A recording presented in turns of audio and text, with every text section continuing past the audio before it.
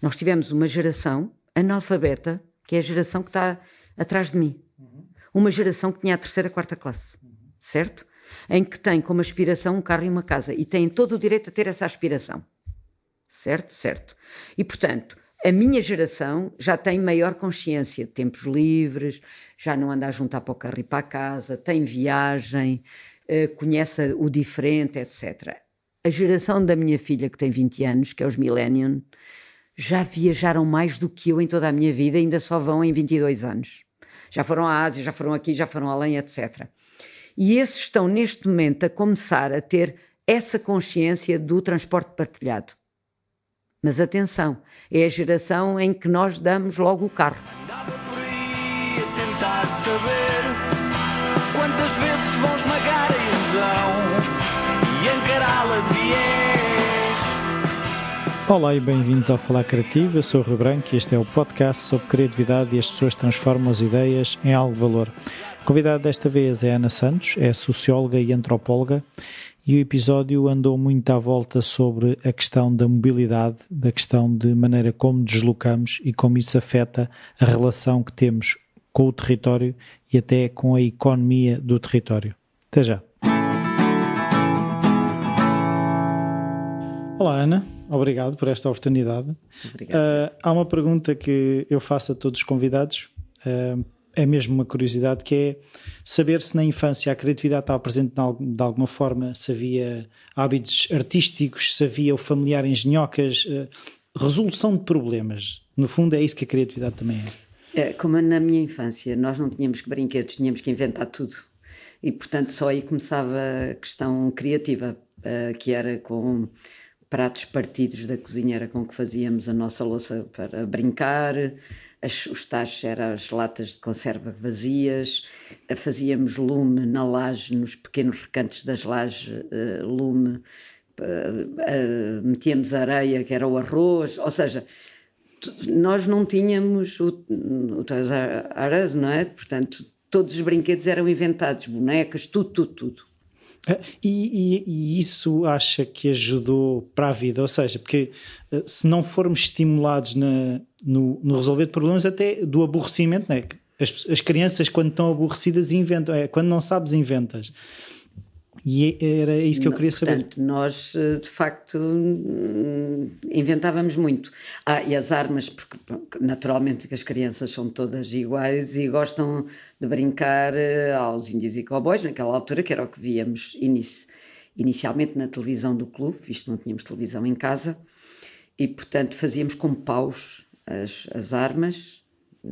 Portanto, vá lá que elas não disparavam como na América e, portanto, andávamos a correr uns atrás dos outros, tirávamos penas às galinhas para ser índios, jogávamos com arco, jogávamos com prego para fazer ao prego. Sim. Enfim, havia toda uma série de jogos de rua, mas também a rua não constituía nenhum perigo como hoje, não é? E, portanto, os pais, quando nos chamavam, era para não estarmos tanto tempo na rua, não era porque a rua fosse um perigo. Hoje a rua, retirada à rua aos miúdos, porquê? Porque estão lá os automóveis, porque passam muito tempo. Eu hei de chegar aí, né? Os automóveis e o tempo que eles estão parados na rua, são 90% do tempo. Nós usamos o carro 1 hora por dia para as deslocações e depois ele passa 90 horas, que estupidez, 23 horas parado no mesmo sítio, e o espaço que os nossos automóveis todos ocupam, o meu também está a ocupar alguns em Cascais, um espaço, retira espaço aos miúdos, a noção de segurança aos miúdos e aos pais, e por outro lado também retirámos um bocadinho os bosques e as árvores que existiam, etc. Portanto, a nossa modernização a esse nível tecnológica ligadas com os transportes teve uma alteração profunda durante o meu tempo de vida até agora, tenho 54 anos, e eu acho que ainda vou assistir à segunda fase, que é o desaparecimento dessa mobilidade pessoal automóvel, porque é impensável. Se os indianos e os chineses seguissem o mesmo modelo que a Europa seguiu, era impensável. E, portanto, o que vamos ter será, do ponto de vista do transporte, tudo partilhado. E, portanto, o carro que o trouxe aqui vai ser o que me leva a mim e o outro. E como neste estado futuro da internet, de todas as coisas ligadas umas às outras, as minhas rotinas facilmente vão passar para um computador central que sabe a que horas é que me vai buscar ou se eu quero que me vá buscar. Porquê? Porque eu julgo que no futuro a nossa consciência de necessidade de exercício físico vai aumentar muito. E nós não vamos ter a argumentação que hoje têm as pessoas que dizem vais transportes públicos, perdes muito tempo. Não, não perco. Porquê? Porque eu faço até ao comboio, faço 15 minutos de exercício e depois faço mais 15 até aqui porque vou dar uma volta maior porque tenho tempo e, portanto, e no comboio leio. Ou seja, tarefas que eu no automóvel não faria. E, portanto, não há aqui nenhuma perca de tempo. E o que nós vamos ter no futuro é este pensamento e uma consciência maior do que é que se faz nesse tempo, não é? E, portanto, se eu vim a ler, estou a fazer exercício físico na deslocação para o trabalho, esse tempo está a ser ocupado de outro modo e, portanto, nós vamos ter tendência a pensar os transportes públicos com um tempo que nós podemos gerir de uma outra forma e que não é uma perca de tempo por demorarmos mais até ao trabalho, não, porque aí já fizemos exercícios, já fizemos não sei o quê, já fizemos uma série de coisas. E por outro lado, para a questão da mobilidade pessoal, ela vai se tornar muito mais eficaz, porque se eu necessitar, vou ter um carro aqui à porta que necessito, não vou ter o seguro anual nem as revisões, vou ter um gasto por mês, se calhar equivalente ao passe, não é? E não tenho que me preocupar se vou substituir carro, se não vou substituir carro, etc. Portanto, o que o futuro nos reserva em termos de globalização, vamos falar, uma globalização já num estádio 3.0, não é? O que nós vamos ter, e começando pelo fim, é uma conectividade muito grande e uma confluência das questões ligadas com o transporte, com a informação e com a comunicação. E não temos aqui nenhum, em termos de território, é mesmo mais global do que agora é, um pensamento menos ligado à unidade nacional e mais à unidade global, com uma governança também mais. Porquê? Porque os problemas vão ser sempre, e ao nível global, de atingir todos, não é? Os problemas. Agora, se me perguntar assim, então acredita que a gente já está na aldeia global? Eu digo-lhe que não é? Não, porque a aldeia global supõe que todos falamos inglês e todos nos entendemos muito bem, e é mentira. Os meus pais não falam inglês, eu já não tenho mãe, mas o meu pai não fala inglês, é do tempo em que se falava o francês como segunda língua.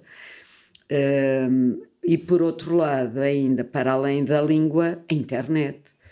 Nós temos ainda, parece que não, mas temos a geração dos nossos pais, portanto eu tenho 4 gerações do meu pai, dos meus tios, etc. Alguns já se dão bem com os iPads, que é uma coisa que... os tablets em geral, mas com os telemóveis, se possível, ter uma tecla para o filho, outra para a filha, outra para a neta, e o menos possível, e não conseguem mandar mensagens porque as teclas são pequeninas, os dedos são grandes e não têm a agilidade. Portanto, neste momento, o que nós temos entre intergerações, por exemplo, se pensarmos em aldeia global, nessa aldeia global nós temos os putos, os miúdos, os millennials, que é os nossos filhos, de facto, e nós um bocado já, mas depois temos toda a outra massa mais velha que ainda não está lá e que não vai estar. Portanto, ao nível da aldeia global, a questão cultural coloca-se, de facto, porque há singularidade cultural a vários níveis. Era bom que ela se mantivesse, essa diversidade. Não é que eu seja nacionalista, nem coisa que se pareça, mas julgo que uma certa singularidade dava jeito. Até para salvaguarda das diferenças que são plausíveis e que são interessantes, etc. Pronto, a esse nível. Pronto, eu agora queria perceber estas questões, como é que lhe surgiram? Sei que a Ana é antropóloga, que também tirou Sociologia, certo? E eu queria perceber como é que chegamos a isso, ou seja, como é que a Ana foi chegando a estas questões? Porque podia estudar N coisas na antropologia, na questão da mobilidade, e aquilo que eu achei graça naquilo que andei a ler é como a mobilidade e o facto do carro têm implicações na sociedade que muitas vezes nós achamos que não estão diretamente relacionadas. Quando eu estive a ler no site do Dar a Volta, a questão de os centros comerciais serem construídos num sítio que vai ser necessário ir de automóvel, que faz com que os centros das cidades fiquem vazios, que a pessoa que era dona da sua loja passa a ser assalariada da grande superfície, eu disse, espera aí, isto é muito complicado e ao mesmo tempo eu acho que ele não é complicado, ele é simples, mas não é uma relação direta das coisas. No fundo eu queria perceber de que forma é que isto está tudo ligado, porque dá para perceber que está tudo ligado, mas eu gostava de perceber como. Pronto, é assim, o meu foco de estudo é atividade física, atividade desportiva e mobilidades. Pronto. Ao nível da mobilidade, o conceito não é só a deslocação, né? Nós temos a mobilidade social, por exemplo, que é ver, por exemplo, numa geração, da geração da minha mãe para a minha, houve uma mobilidade académica muito grande. E as mulheres ultrapassaram os homens ao nível da estatística de quem tem curso superior, por exemplo. Mas, por exemplo, essa mobilidade académica não foi acompanhada por uma mobilidade de exercício do poder. E, portanto, neste momento, a minha geração tem mais habilitações em termos superiores do que os homens, mas no Parlamento tem mais homens, nas direções dos clubes tem mais homens, nos lugares de decisão das empresas tem mais homens. Porquê? Porque esses lugares não são tomados através do mérito académico, mas sim de sociabilidades masculinas que existiram e que neste momento vão sendo resolvidas já com a geração seguinte, mas são coisas que demoram mais, culturalmente demoram mais. Mas vamos chegar lá? Que às tantas a sensação é que é demasiado lenta às vezes, não é? Sim, mas vamos. É assim, as mudanças nem todas têm o mesmo ritmo. Por exemplo, tudo que tem a ver com mérito, com escolaridade, etc., é mais rápido, claro. Não é? Portanto, tudo o que tem a ver depois com enraizamento de costumes é mais complicado. A esse nível que me estava a falar das mobilidades, vamos pensar na globalização. Eu gosto de pensar na globalização porque é um bom tema. Nós começámos com uma globalização em que Portugal e Espanha deram cartas, porque chegaram a dividir o mundo ao meio com o Tratado de Tordesilhas. Metade é meu, metade é teu. Certo? Portanto, aquilo era a globalização 1.0. Era um autor que dá nomes assim, 1.0, 2.0, 3.0, para a gente perceber. E toda essa globalização de mapear o mundo, descobrir o mundo, guerras pelos territórios, etc., durou até, acho que, ao Hitler. Portanto, é muito, não é toda essa luta pelo territorial, etc. Claro que quando chegamos ao Hitler e do ponto de vista do desporto, ali já está algo em causa, que já não é só território, é também a questão do ser humano, que é acreditar-se que há raças. Esse é um aspecto, que é acreditar que há. E depois acreditar que elas têm uma hierarquia, que ainda é pior, não é? Portanto, que há umas superiores, outras inferiores. A antropologia no início contribuiu um bocadinho, não é? Para os primitivos, etc. Mas depois também foi a antropologia que resolveu o assunto e que veio explicar... Criou o problema, mas resolveu. Resolveu, uma certa relatividade cultural, etc. Pronto, mas de qualquer das maneiras, através do desporto, a competição desportiva, os Jogos Olímpicos, etc., deram muita visibilidade a todas essas teses e teorias, mostrando que, por exemplo, o Hitler estava errado. Ele, em 1936, ele queria muito demonstrar que a denominada raça ariana era superior às outras todas, e aparece o Jesse Owens e vence aquilo tudo, um negro americano, certo? E o negro americano não correspondia em nada àquelas antropometrias que vinham sendo badaladas, etc. Ele tinha umas medidas praticamente muito parecidas aos seus congéneres brancos. Pronto. Depois, obviamente que ao longo da história vai-se demonstrando que tem pouco a ver com a questão da pele, tem muito a ver com a questão geográfica, quando os etíopes ganham tudo na resistência e quando se pensava que eram os finlandeses que dominavam essas provas porque eles eram um povo eleito na resistência. E, entretanto, quando os quenianos se libertam da pressão imperial e se afirmam, e os Jogos Olímpicos permitiram isso, a afirmação de novos países quando libertados do jugo imperial, não é? Os quenianos, e aí percebe-se, e naturalmente, que quando há um branco a ganhar uma prova não é estudado. Se for um negro já é estudado. Porquê que ele ganhou? Então aí é estudado a todos os níveis. Porquê? Porque o preconceito existe e há um pressuposto que se um branco vence é normal, ok. É normal que vença. Se um homem está no poder, não é? Normal que vence. É normal que lá esteja. Se for uma mulher vai-se estudar porque, como é que ela chegou lá, que percurso é que ele levou lá, não é? Que é para ver se corrigimos o assunto. Não, aqui neste caso, de facto, os quenianos, aí percebeu-se que é uma questão geográfica, eles vivem em sítios com mais de altitude e pronto. Depois foi-se também estudar os dos 100 metros, não é?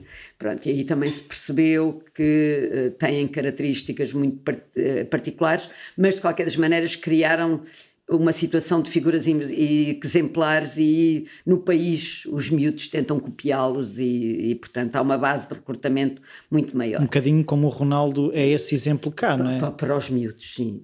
E isso é fundamental. Portanto, há ali, de facto, características do corpo que são essenciais à explosão para os 100 metros, ok?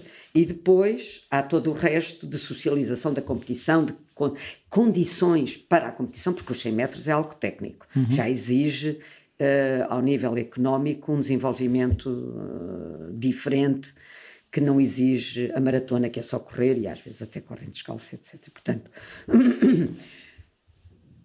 tanto ao nível da atividade física quanto da atividade desportiva, é importante, porquê? Porque põe em causa os vários corpos, não é? Os corpos. E esta evolução do corpo na relação com a tecnologia é interessantíssima. Há agora um TED Talk que mostra como o Jess Owens, se do ponto de vista biomecânico tivesse as mesmas condições que agora os atletas se a pista não fosse de cinza, se fosse tartan, se não tivesse não sei o quê, se tivesse os sapatos, os ténis é da maior tecnologia que neste momento existe, não é? Pronto. E, portanto, ele ia fazer uns tempos muito parecidos. Portanto, o que nós temos aqui é um corpo, apesar de tudo, as pessoas que foram aos primeiros Jogos Olímpicos, é um corpo da norma, qualquer um de nós vestido com aquela fatioca passa. Agora não. Os corpos que existem já são selecionados em função do desporto e, portanto, são corpos que escapam à norma. O que está a ser muito interessante ao nível da prática desportiva é a prática, ou seja, a idade, antes quando nós dizíamos no meu tempo, nós referíamos ao tempo de juventude, porque era um tempo em que se fazia tudo isso, o desporto, se tinha um corpo muito fitness, etc. E o que aconteceu com a minha geração é que neste momento, com 50, 60, andam todos a fazer meia maratona, corridas, Ironmans, com 70 anos. Eu fiz agora um trail e o senhor que me acompanhou e que atravessou a meta comigo tinha 72, não é? Portanto, o que aconteceu aqui foi o que está a acontecer nestes eventos massivos, há como que cada um a salvar-se por si próprio, ou seja, o corpo a ser central na vida das pessoas, com uma consciência fora do comum sobre o que representa o exercício físico. Se o exercício físico já serviu ideologias para demonstrar que o socialismo e o novo homem, através do desporto e afirmá-lo nos Jogos Olímpicos, como foi o caso dos Estados Unidos e da União Soviética naquela Guerra Fria, como foi o caso de Cuba também com o novo homem e também a querer afirmar-se através do desporto. Ou seja, mas aqui isso é o Estado que quer, através que assume a nação como um corpo e os atletas a representar uma nação. O que temos neste momento, já numa globalização 2.0, 3.0, não é? Que já não. Repare, já esta conectividade entre as pessoas já é feita pela internet e pelos sistemas de comunicação e de informação, portanto, já tivemos um Japão a liderar, uma China, etc. Mas a questão do território neste momento começa a ficar de fora, e quem lidera, do ponto de vista de liderança do globo, os grandes líderes, já não vêm nem de uma monarquia nem de uma grande burguesia, e os grandes líderes são os putos da garagem dos Estados Unidos. É o miúdo, os miúdos que inventaram a Google, o Steve Jobs, o do Facebook veio de Inglaterra, não é? Mas foi para a América, os Twitters, os YouTubes, os Ubers, essas coisas. Portanto, eram miúdos que de facto tinham ali um capital social. Eu fui ver as biografias deles já, e eles têm pais ligados já às matemáticas. O do Google, o pai veio da Alemanha perseguido por ser judeu, não é? E acaba lá. E depois dedicaram-se às matemáticas. E de repente, por exemplo, os do Google, quando perante o seu orientador já na universidade, dizem assim, está a internet a aparecer, olha, nós queremos arranjar uma forma em que as pessoas vão à internet e buscam tudo e está tudo ligado umas coisas às outras, em hipertexto e tal. E o outro diz, mas sabe quantos milhões de documentos é que nós temos? Quais são aqueles que vocês querem? E eles dizem tudo. Todos. Tudo.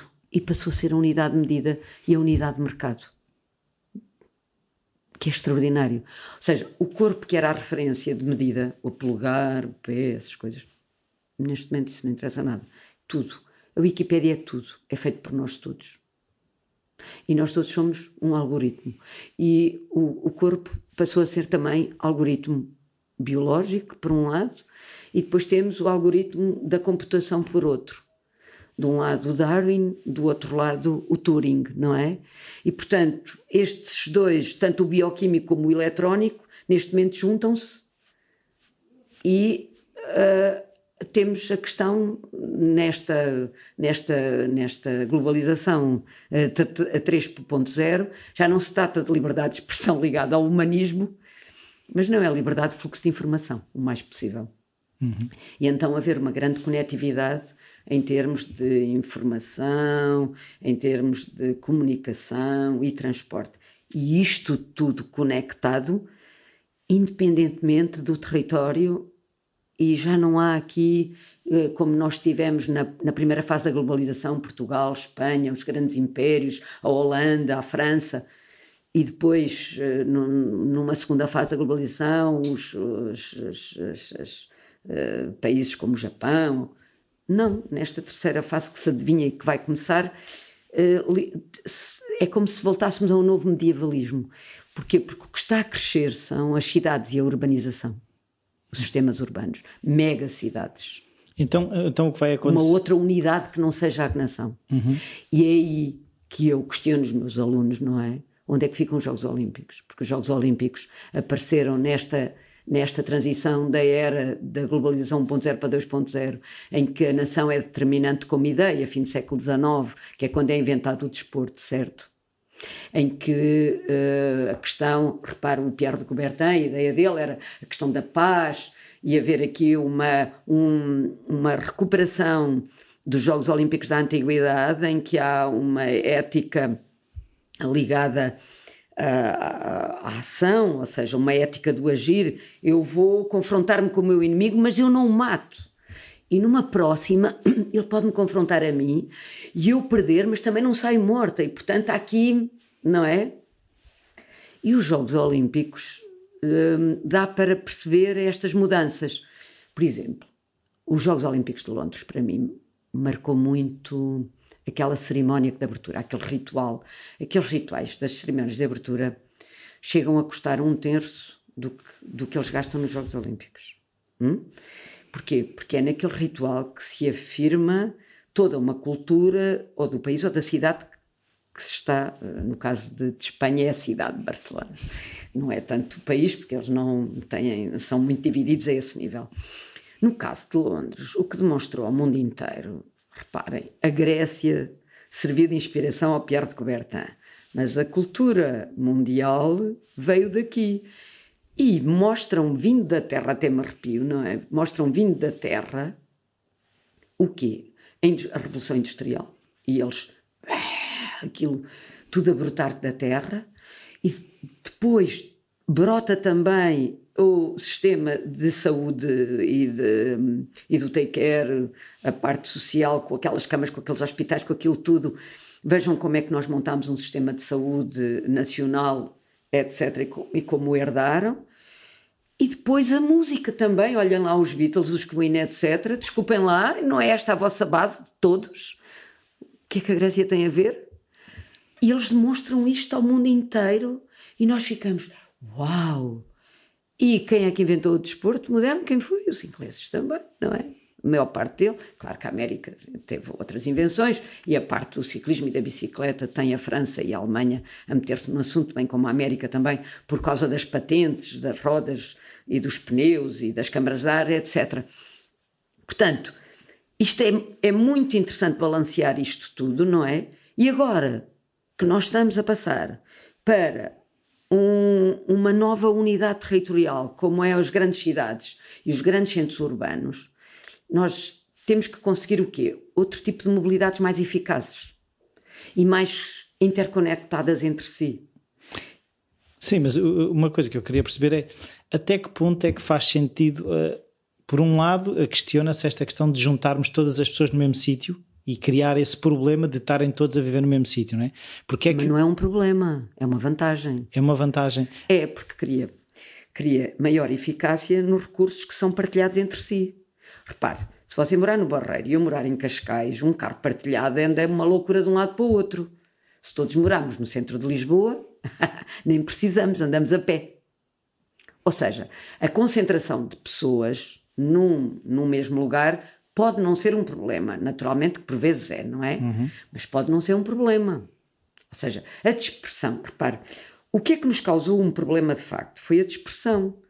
Um tipo mora em Cascais, vai trabalhar na outra banda, os da outra banda vão trabalhar não sei onde. Aqui não há racionalidade de meio de transportes que sirva esta irracionalidade de distância entre casa e trabalho. Já teve tempos, não é? Anos 60, as pessoas moravam perto do trabalho. Repare, ao nível dos transportes, o que nós temos na era 1.0, desenvolvimento dos transportes públicos em Lisboa, abriram-se roças em todas as ruas para os elétricos.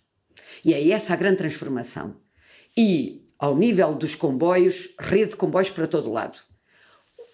Enquanto que nos outros países se continua a investir na ferrovia, Portugal fez isto, decaiu o investimento na ferrovia. E fechou linhas. Fecharam muitas linhas, mas mesmo muitas. Sobraram as poucas, ainda por cima de quase redundantes, que são as do litoral, não é? Em que há de tudo. Temos 2 autoestradas ou 3, o Lisboa-Porto então é redundante em formas de chegar de uma ponta à outra, depois para o resto do país não é? Viseu ficar sem linha de comboio, que é uma ciclovia, é uma asneira completa. Os chineses estão a produzir estilo 2.000 km de ferrovia por ano. E comboios de alta velocidade. Neste momento eles já exportam tecnologia, já não é a contrafação. Sim, mas o facto de haver uma rede distribuída vai fazer com que as pessoas não tenham que estar no litoral, já podem estar no interior. Com certeza, porque podem viajar de uns lados para os outros. O que nós fizemos com o desenvolvimento das estradas, que achámos que íamos povoar o interior, foi tirá-los de lá para fora numa autoestrada, em vez de ser numa estrada às curvas. Portanto, demoraram menos a sair de lá. Não, o que se está a verificar, por exemplo, é uma racionalidade estranha, mas é uma racionalidade. Por exemplo, ter uma escola em cada aldeia. Você tem isso na Irlanda. A Irlanda tem o país completamente povoado, em pequenos povoamentos. E encontrar uma racionalidade assim. Nós aqui não estamos a conseguir isso, pelo contrário. Porque, repare, nós temos a conversa do povoar o interior, mas depois tiramos da aldeia, tiramos a escola, tiramos o infantário, tiramos o centro de saúde, o apoio à saúde e aos velhinhos, tiramos isso tudo, então o que é que lá fica? Não é? Então as pessoas vão para a capital distrito ou para a cidade mais próxima. Então o que é que nós deveríamos estar a fazer? Tem todas as aldeias a decair. Não é? Portanto, por isso é que eu lhe estou a dizer, quer dizer, as grandes urbes, de facto, do ponto de vista racional e de recursos, vão se tornar mais eficazes. Mas esta concentração urbana, obviamente, tem depois outros problemas que têm que ser resolvidos, não é? Que não pode ter estes carros todos, a poluição, e, portanto, a partir do momento em que tenha todo este sistema de mobilidade partilhado, reduz a poluição, aumenta a eficácia em termos de tempo de transporte de um lado para o outro, etc. Isto são só tendências, não é? Isto são tendências. Sim, mas o que eu queria perceber é porque é que havemos de investir ou seja, na mobilidade dentro das urbes, em vez de investir na mobilidade para interurbes. Mas repare, tem países que estão a investir, por exemplo, a Alemanha. Eu fiz a Alemanha de bicicleta. Eu já fiz quase os países europeus e mesmo a América de bicicleta. Por exemplo, andar em Nova Iorque de bicicleta é o máximo. Super seguro. É? Super seguro. Aqueles táxis amarelos não... Não. Tem faixas em todas as avenidas. Tem uma faixa para cima, outra para baixo. E tem depois uma autoestrada para bicicletas, uma autopista, que vem perto do Hudson, que cai em baixo, e em todas as avenidas tem a sinalética que lhe diz vá para a autopista, e na autopista tem a sinalética que lhe diz para ir para a ponte tal, para ir. Todas as pontes têm uma ciclovia, é fenomenal. Eu fiz as pontes todas de Nova Iorque, todas, não há nenhuma que eu não tenha feito, está lá no dar a volta. E, portanto, é super fácil andar lá. A Alemanha tem uma rede de estradas extraordinária e produz carros que nós importamos, certo? Uhum. Mas a Alemanha, ao mesmo tempo, fez uma rede de ciclovias intercidades espantosa. Ou seja, o que é que eles têm neste momento? Parte do turismo que eles têm, e é muito, 25%, acho eu, das receitas de turismo interno, deve-se a um turismo ativo dos próprios alemães dentro da Alemanha. Eu aqui também conseguia, com facilidade e sem muito gasto, ter uma rede de intercidades para andar de bicicleta. Porque nós temos uma série de estradas municipais com muito pouco trânsito, porque o trânsito neste momento está nos ICs e nos IPs. Então, essa rede municipal podia ser mapeada com uma corzinha verde ou azul, ou o que fosse, não é?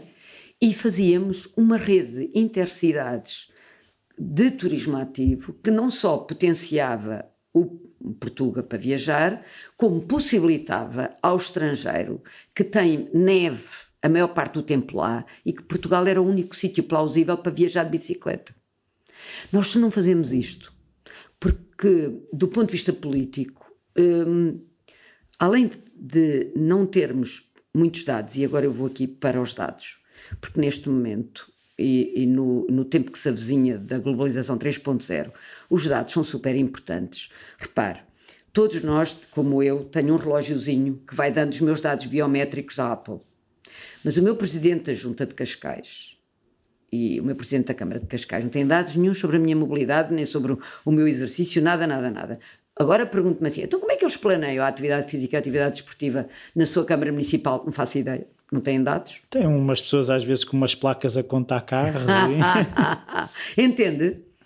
Quando neste momento eu tenho o Strava, tenho esta Apple também que ligo, que me mapeia toda a minha atividade, etc. Seria muito fácil, do ponto de vista destas idealidades todas, terem dados dos seus cidadãos. E mais, por exemplo, eu ando muito a pé, de bicicleta, na vila. Portanto, eu contribuo pouco para a carbonização de Cascais. Então, tinha desconto no passe. Tem que dar incentivos. Claro. Certo. Portanto, e aí conseguia o quê? Cascais, neste momento já é um avanço, porque há muita gente de bicicleta, mas não é os de Cascais, são os turistas que lá estão, que alugam muitas bicicletas, vê-se bicicletas por todo lado. E esta mistura de bicicletas, automóveis, etc., reduz as velocidades, torna tudo mais moral. Porque o problema do aumento do número de automóveis dá uma certa imoralidade à deslocação, porque aumenta a velocidade. Por exemplo, estradas lineares aumentam a velocidade. Então, na Holanda, nos bairros, não tem linearidade de estradas, tem tudo às curvas. Assim como na Holanda também não lhe deixam construir um centro comercial fora do centro. Porquê? Porque se quiser ir de carro ao centro comercial paga um balúrdio e se quiser ir de bicicleta tem parque gratuito. E por isso, eles lá não têm bicicletas porque gostam, porque é um povo que nasceu assim, com uma bicicleta atravessada no GN 24, que nem existe, não é? Não, eles têm toda uma série de políticas que dão privilégio ao deslocamento ativo. Eu vivi lá, Sim. não é? Se eu quisesse levar o carro para o centro da vila, fosse a que horas fosse, eu pagava, estilo, à data de hoje, 12 euros, 20 euros, uma coisa extraordinária. Levo bicicleta, tenho todas as salvaguardas para a bicicleta. Sim, mas eu estava a pensar na questão que falámos há bocado da cultura dos homens estarem no poder, que vai demorar tempo. Eu estava a pensar, a questão do carro em Portugal não é só um meio de transporte. Não. E isso é muito complicado, as pessoas mudarem essa mentalidade. Não é? Há aqui uma vingança da pobreza. Sim. Portugal, por relação aos outros países, demorou muito mais a ter carro, por exemplo. E, portanto, a geração dos meus pais, que lutou muito na vida, têm baixas habilitações, porque não era comum as pessoas normais estudarem, só os filhos de pessoas estudadas é que estudavam, e eles lutaram muito para ter o quê? Como a classe superior à deles, muito ínfima, tinha casa própria e automóvel. E, portanto, eles emigraram para ganhar dinheiro para a casa própria e para o automóvel. O Heraldo Desportivo fez a mesma coisa. O Agostinho e o Marco Chagas, ciclistas, andavam a correr todos aquilo tem um nome, os critérios, para ganhar mais dinheiro, para pagar a casa em Torres Vedras ou no sítio onde o Marco Chagas vive, que agora que não me recorda, para comprar a sua casa também. E o automóvel. Porque bicicletas já eles tinham para as corridas, certo? E, portanto, o que nós temos aqui foi toda uma geração em que o automóvel era não só um sinónimo, uma ajuda à sua deslocação, muitos deles até nem precisavam muito porque trabalhavam muito perto de casa, mas é um indicador de qualidade de vida e para os outros de que subiu na vida, e isso é importante, eu chegar à minha terra e levar um grande carro. Então, eu este ano, professora universitária, eu chego à minha terra de bicicleta. Então já viu Deve ter sido despedida. Não, porque eu sou vista como uma figura exemplar. Esta senhora anda muito de bicicleta, olha lá, não é? E nós temos que fazer exercício físico, porque neste momento esta consciência também já começa, já está também vulgarizada. Sim, mas a questão Mas daí a mudarmos hábitos é uma distância. Sim. E aí, para mudar hábitos, vai ter que dar incentivo à mudança e tem que ter uma liderança também política para o fazer. Agora, para haver essa liderança política, tem que haver uma consciência por parte do político para onde é que nós estamos a ir, não é? Essa consciência. E depois, que dados é que eu tenho que ter para chegar a alguma mudança que eu pretendo, não é? E neste momento, repare, toda a cultura do político, do rapaz político novo, é uma política ganha onde? No próprio partido. Uhum. Já não é o indivíduo que tem uma certa cultura, que estudou, que não sei o quê, e depois também pertence a um partido. Não. Neste momento o que nós temos há os partidos como que se reproduzem e se autorreproduzem naquelas escolas de verão, etc., a discutir, pronto, os problemas que eles consideram, mas é também uma outra forma. Portanto, do ponto de vista político, o que nós temos também neste momento, acabaram-se os visionários. Os visionários ficaram lá para trás. Não é que eles tenham feito também grande coisa, não é? Porque ter um visionário como o Hitler também não nos serviu de muito. Mas eles eram visionários porquê? Porque eles conseguiam prever o futuro. E neste momento não. Porque quem domina o futuro não é nenhum político, é os miúdos da garagem, que ultrapassam com os seus feitos as fronteiras nacionais. E do ponto de vista da tecnologia, da informação e da comunicação e dos transportes, é algo que escapa ao conhecimento de nós todos. E como é que isto se conecta e o que é que isto vai dar? Neste momento, ao nível político e de decisão, de tomada de decisão sobre a regulação e a legislação sobre estas coisas, está atrás. Parece o sistema antidoping a correr contra o sistema doping. Sim. Só se eu legislasse a tecnologia hoje para esperar pela... Portanto, do ponto de vista político, há como que uma administração racional do que existe, umas tomadas de decisões, mas não percebe, por exemplo, vai a uma Câmara e propõe assim, olha, nós queremos aqui criar um sistema de recolha de dados, de incentivos para a população e tal. Repare, eu que estou, agora ponho-me do lado eu que estou a liderar a Câmara, tenho um mandato de 4 anos. Ora, eu tenho é que pensar como é que eu vou garantir mais 4, não é? E para garantir mais 4, eu tenho é que ter ações populares de visibilidade pública. Eventos.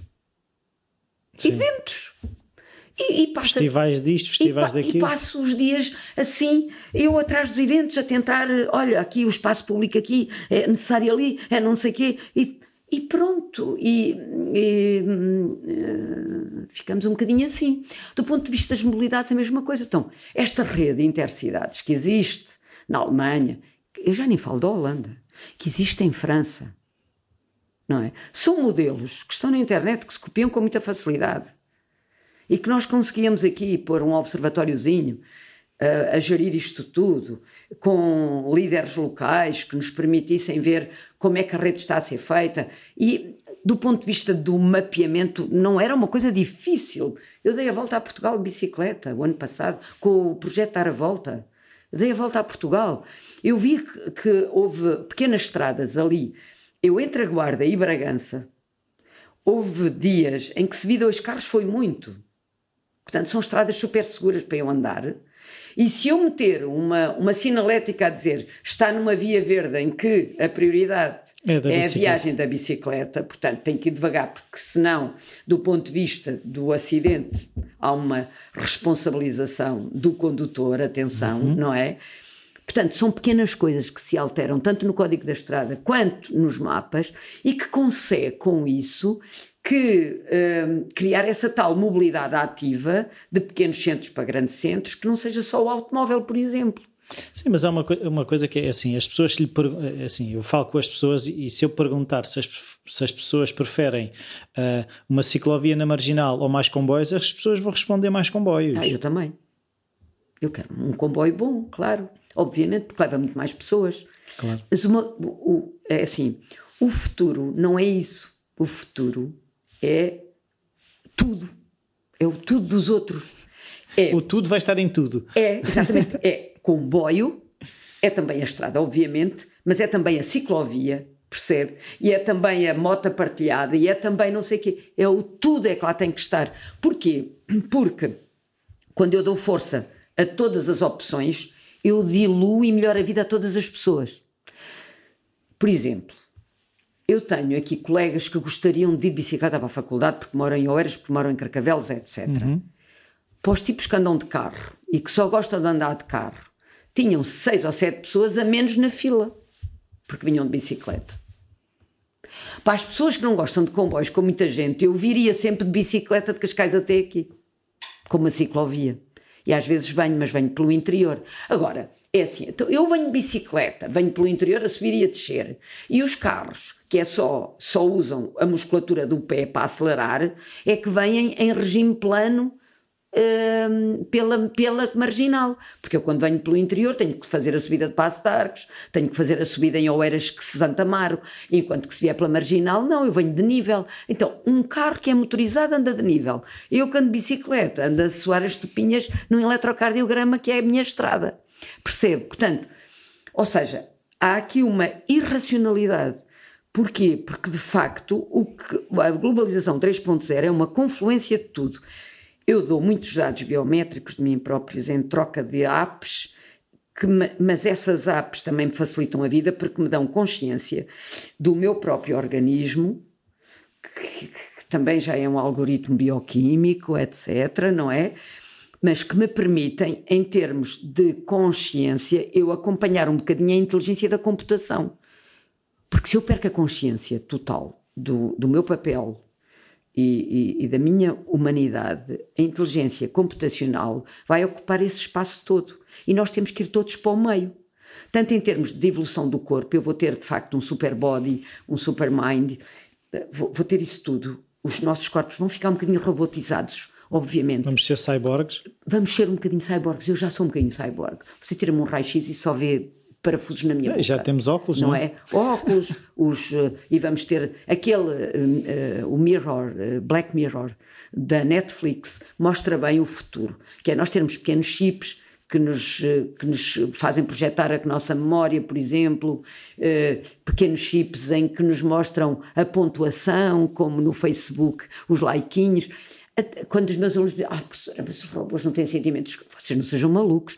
Neste momento, um sentimento é um algoritmo. Vocês metem likeinhos, metem caras zangadas, metem caras a chorar, etc. Tudo isso já é uma demonstração de sentimento e de emoção. Neste momento é um algoritmo. Com 38 likeinhos, o Facebook já sabe mais de vocês próprios do que a pessoa que vive convosco, que já sabe as tendências. Vocês gostam de música, metem um like aqui, um like além, etc. E eles conseguem fazer o perfil da pessoa e aconselhar a pessoa em função desses dados que vai recebendo. Esta é... o que me assusta ao mesmo tempo é onde é que fica o indivíduo. Porque esta globalização, esta rede, será que o indivíduo nunca existiu ou será que ele vai desaparecer? Nós também temos coisas boas nisto. Por exemplo, em termos de olímpicos e paralímpicos. O paralímpico que se discutia na conferência, eu não cheguei aí para não... Falei só do O, etc. Porquê? Porque os paralímpicos têm a tendência a não existir. Então, repare só, temos a impressão a 3D, que vai imprimir órgãos. Temos, neste momento, a regeneração celular a estudar peixinhos que perdem a cauda numa semana e que na outra semana já a têm. Portanto, temos a regeneração celular em grande evolução. A cauda da lagartixa é o exemplo que toda a gente conhece. Completamente, pronto. Isso vai também vir... Repare, anteontem na televisão, o que é que mostraram? Um indivíduo deu um tiro na cara, destruiu a cara por inteiro. Andaram ali com umas plásticas e tal, tinham uma cara de monstro. O que fizeram? Um sujeito que morreu da idade dele, tiraram-lhe a cara e todos os ossos e implantaram-na inteira no crânio dele.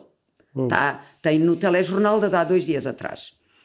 Repare só, do ponto de vista da medicação, dos fármacos que já existem, para que ele não rejeite nem os ossos, nem os... Depois, pense só nas ligações, o triângulo da face, que é o nariz e a boca, é o triângulo perigoso. Porquê? Porque é muito irrigado e inervado. Portanto, essas ligações todas tiveram que ser feitas ao cérebro dele, claro, para poder abrir a boca, mexer a língua, os dentes, sorrir, etc., sorrir, o número de músculos que está no sorriso. Isto já foi possível.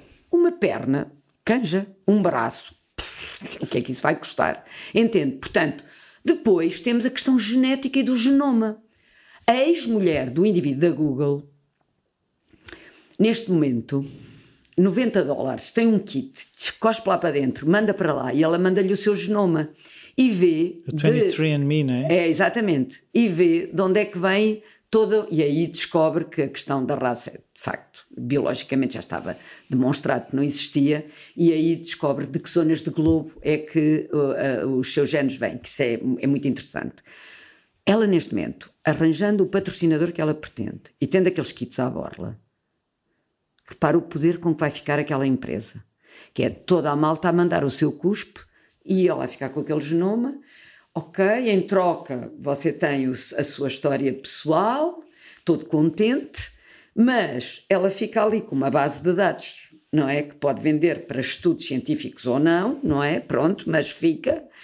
E a partir dessa base de dados, assim, em grande massa, nós conseguimos ver como é que se corrigem problemas que nos traziam deficiência, que nós chamamos pessoas com deficiência. Portanto, o que nós vamos ter no futuro é não ter pessoas com deficiência. E, portanto, deixa de existir a categoria. Então, deixa de existir o evento. Eu nem fui para aí para não mexer em nada, não é? Se eu já estava a pôr os Jogos Olímpicos por inteiro em questão. Porquê? Porque, de facto, o que se lá festeja é uma narrativa ligada à nação. E se a narrativa da nação deixar de ter razão de ser enquanto unidade territorial de identidade pessoal, não é? E passar a ser ou um novo medievalismo ligado com as cidades, que o futebol já faz isso, com as Champions e com os clubes. E é esse o campeonato que interessa ao futebol, porque o Mundial e o Europeu são campeonatos do ponto de vista técnico muito desinteressantes. Sim.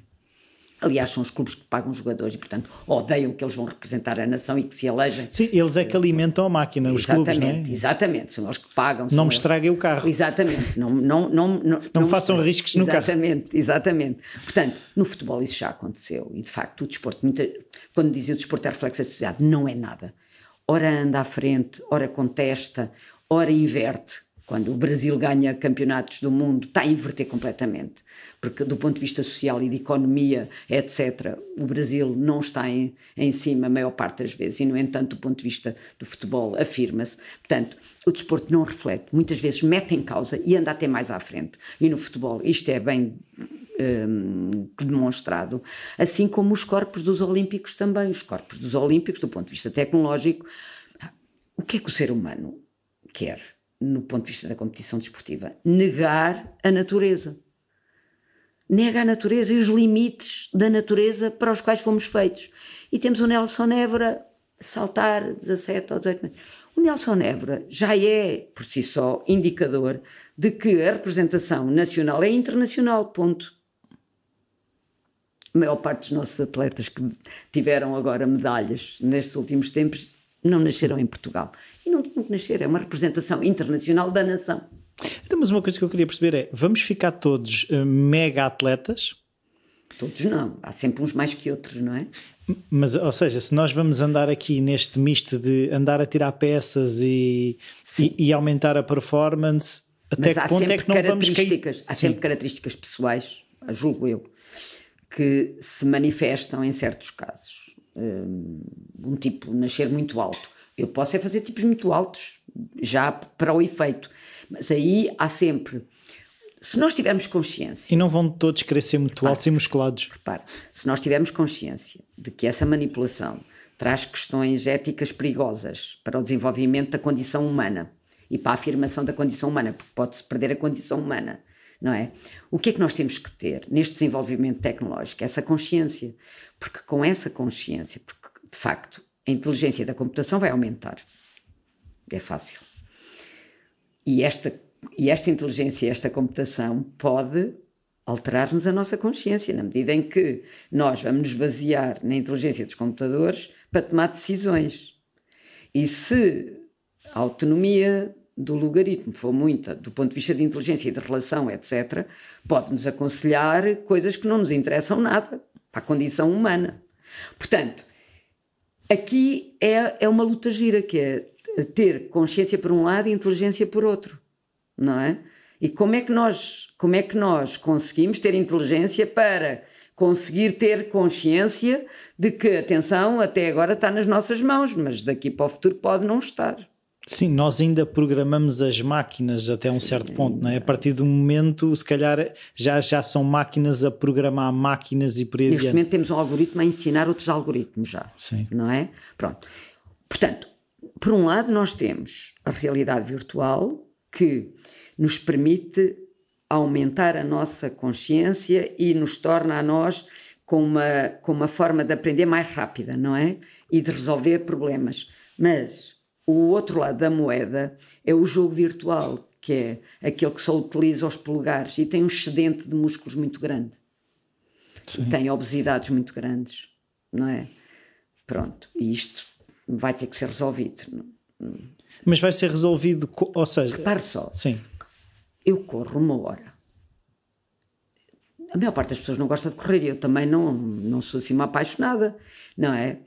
Mas neste momento já estou um bocadinho viciada, certo? Porquê? Porque eu gosto da sensação de já ter corrido. Porque liberta ali umas feromonas, ou o que seja, que eu não sei os nomes, que me dá uma sensação de super o runner's mulher, high, não é? super, eu vou resolver os problemas, e eu tenho ideias para a minha vida e para as minhas aulas e para os meus escritos espantosos, eu a seguir a correr e durante a corrida, oh meu Deus, não é? Agora vamos supor que do ponto de vista fármaco eu arranjo um comprimido que lhe dá essa sensação e lhe reduz o mesmo número de calorias que a corrida me reduz, ou seja, que a corrida me consome durante 1 hora. Muita gente que vai começar a tomar esse comprimido. E o que acontece com os jogos de computador é que eles dão as mesmas dopaminas e aquelas coisas todas do que as pessoas jogando outro tipo de jogos, tendo outro tipo de atividades, sem ter que se mexer, não é? Pois. Por isso é que é a tal questão do polegar que estava a referir, uma data de músculo que é desnecessário. É excedente. E isto tem consumos, não é? É. E neste momento nós temos campeonatos desses jogos extraordinários pelo mundo inteiro. Sim, formam-se equipas, são tratados como atletas de alta competição. Tal e qual. Mas o que é engraçado, eu vi uma reportagem sobre esses atletas de alta competição, eles têm uma componente física, eles têm treino de yoga, têm treino de respiração, ou seja, eles não são... Para se concentrarem. Sim, a questão é, eles não se tornaram... seria lógico se eles tornassem umas bolas em que só mexiam os dedos. Sim. E o que se tem visto é que há um cuidado do todo, não só dos polegares, não é? O que interessa aqui sempre é assim, o interessante disto é que os humanos, a partir do momento em que a agricultura começou e a sedentarização começou, mudaram muito a sua vida, ficaram escravos. É onde eu estou a chegar também. No Sapiens, na Revolução Agrícola, estou a chegar lá agora. É muito interessante, porque ele dá-nos a perspectiva da escravidão. Ou seja, a ideia que eu tinha, a agricultura, sim senhora, veio multiplicar-nos, mas veio escravizar-nos deixou de ser liberto, passou a comer muito pouca coisa, só com arroz e porco. Exatamente. Portanto, essa perspectiva é interessante, é engraçado. Mas o que é interessante aqui é como é que nós conseguimos milhares e milhões de pessoas em uníssono, apesar de tudo, não é? Sim. Neste momento, estas corridas, estas meias maratonas, é um individualismo massivo. É paradoxal, porque o individualismo costuma ser cada um por si, não é? Um bocadinho uma anarquia. E aqui não há quase que uma organização, ou seja, as pessoas individualmente, com a mesma preocupação, num mesmo evento, numa mesma corrida, não se representam ninguém, representam-se a si próprios, uma ascese muito ligada a um exercício de construção do seu próprio corpo e da sua própria individualidade, espiritualizada, muito consciente da saúde e da condição física, e depois muito ligada às questões da nutrição. E isto é o futuro, de facto, a tal ligação, a internet de todas as coisas. O atleta vai estar ligado ao fisiologista, ao treinador, ao seu frigorífico, na medida em que comeu as maçãs, vai dizer-lhe através do telemóvel ou de um sensor qualquer, faltam maçãs, então isso dá a notícia ao supermercado, que por sua vez lhe manda maçãs lá para casa. É esta internet de todas as coisas que vai caracterizar nós humanos, e por isso é que eu estava a dizer que não é só a linha do comboio, é também a ciclovia, é todo, ou seja, é a conectividade entre as várias tecnologias é que vai ser o futuro, não é o que nós tivemos até agora. Agora desenvolve-se as linhas de comboio, agora as estradas. A maior parte dos países tem feito isso, que é desenvolver tudo ao mesmo tempo. Portugal não. Portugal tem sido faseado. Porquê? Porque também nos davam, ou seja, a Alemanha emprestava dinheiro e tal, mas também dava incentivos. Eles queriam vender carros, claro. De automóvel.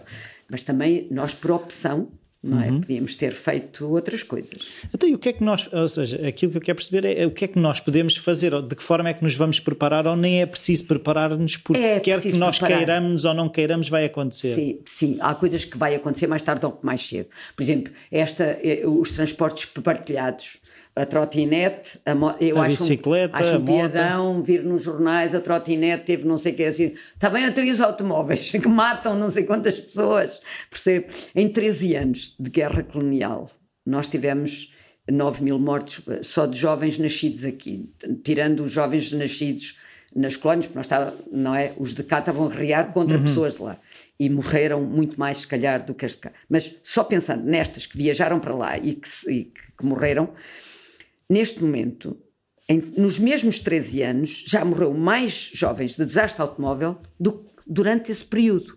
Portanto, o que nós estamos a ter nas estradas é uma guerra civil, completamente. Completamente mascarada, mesclada, porque de facto o aumento, eu aviso os estudantes, porque é a idade deles, que se espeta contra uma árvore, a maior parte das vezes, não é? Ou contra outras pessoas. E, portanto, os carros cada vez andam mais quando era super possível um carro andar à velocidade que é determinada. Porque, por exemplo... Tem a minha liberdade. Por exemplo, pois, claro, mas a liberdade, não é? Se eu não posso ter liberdade para matar outra pessoa, certo? Portanto, por exemplo, o Volvo, que é um carro que eu conheço bem, o Volvo reconhece o 80 e o 100 na estrada e mostra-me no visor, tenho o 80 e o 100. Ele automaticamente podia reduzir a velocidade para 80, portanto, nós só não, nas estradas, só não se cumpre o código porque não queremos, porque tecnologicamente isso já era possível.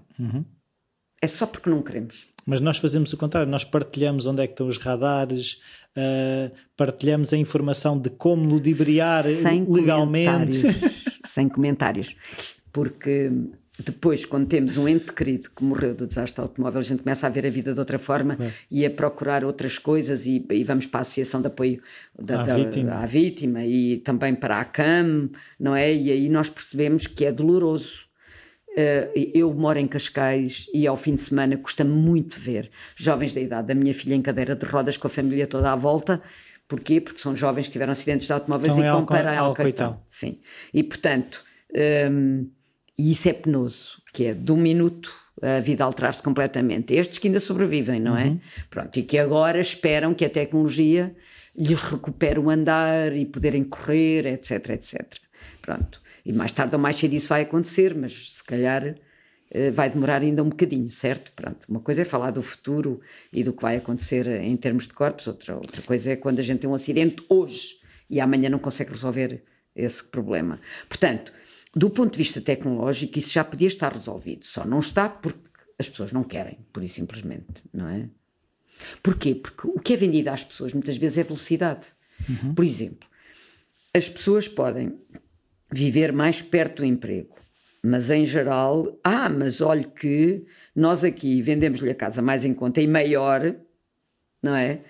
Porque chega em 20 minutos. Chega em 20 minutos a que horas? Eu daqui da faculdade para a minha casa demoro pouquíssimo, porque eu moro no fim da autoestrada, certo? Agora, de manhã, digam-me lá em que 20 minutos é que eu chegava aqui, não é? Percebe? Porque a fila começa só em Carcavelos. Se eu quiser vir meia hora antes, que era aos 20 minutos. Portanto, venho de comboio, obviamente. Sim, mas aquilo que eu queria perceber é de que forma é que cada um se pode preparar. É estar consciente, é ser mais ativo, é o quê? De facto, a parte da consciência é indispensável. É como a tal aldeia global e que já somos... Nós temos muita dificuldade em entender algo que, por exemplo, os alemães entendem muito bem, ou os holandeses, não é? Porquê? Porque nós temos uma história diferente. E do ponto de vista da história, o que marca mais a diferença entre nós e os outros, Centro-Europa, é a educação.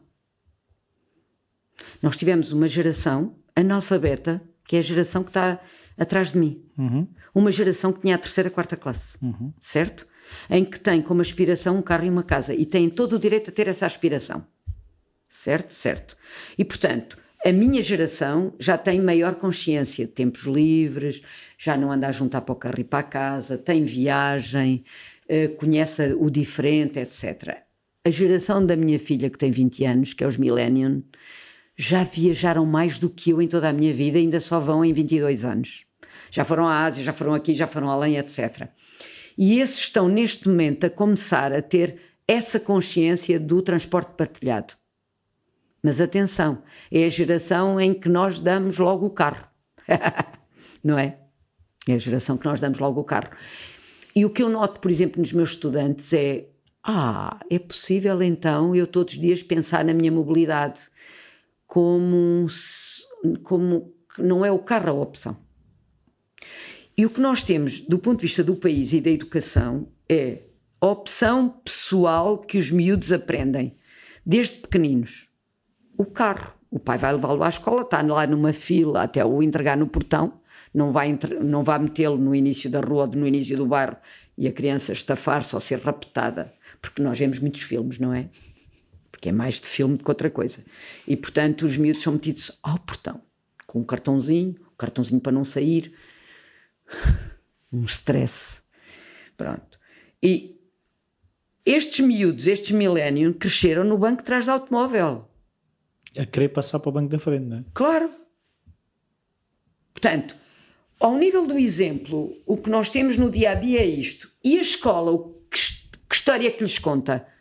Se possível, o professor da escola do primeiro ciclo leva-o a uma das coisas do ACP ou de não sei o quê, com os carrinhos, a andar a aprender os sinais e a respeitar o trânsito automóvel e a ter medo do trânsito automóvel e a não lhe dizer que os passeios são importantes e que o espaço de uma cidade hoje em dia é um espaço para a atividade física.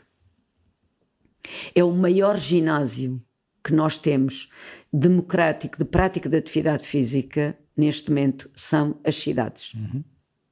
Quem é que descobriu isso muito cedo e começou a fazer publicidade nesse sentido? A Decathlon. Do ponto de vista comercial, está muito mais à frente do que todos nós. Quem é que introduziu neste país esta coisa do montanhismo e do alpinismo e das caminhadas e dos surfs e das coisas? A Decathlon. Porquê? Porque nos trouxe toda uma área de novos consumos e afirmação de identidade pelo consumo do desporto, não é? Muito barato. Sim, é uma democratização, não é? Sim, então, no meu tempo jogar ténis, uma raquete de ténis era uma cena, tinha uns sistemas para não empenar a madeira. Coisas de madeira. Bem, as raquetes eram de madeira e empenavam, então tinham que ter aquelas coisas dos apertos. Oh meu Deus, não é?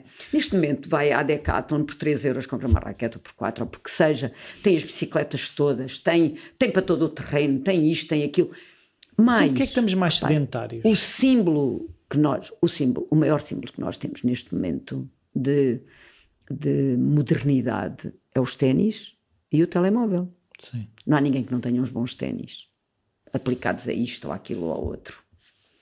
Vai no comboio, eu vou sempre apreciar o tipo de ténis que as senhoras têm, uns ténis com cunha, outras com não sei o quê, mas é ténis de qualquer maneira, são os ténis. Ou seja, o que nós temos foi uma desportivização da vida cotidiana, do ponto de vista do vestuário e do ponto de vista da medida e de obtenção de dados.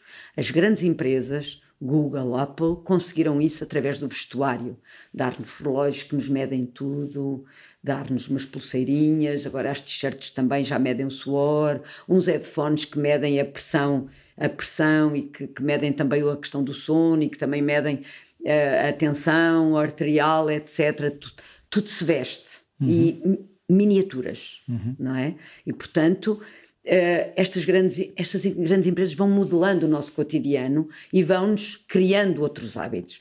O Steve Jobs não queria saber do marketing para coisa nenhuma. É ele que vai criar as necessidades. Toma lá, o tablet não sei quantos, não foi ele que o inventou.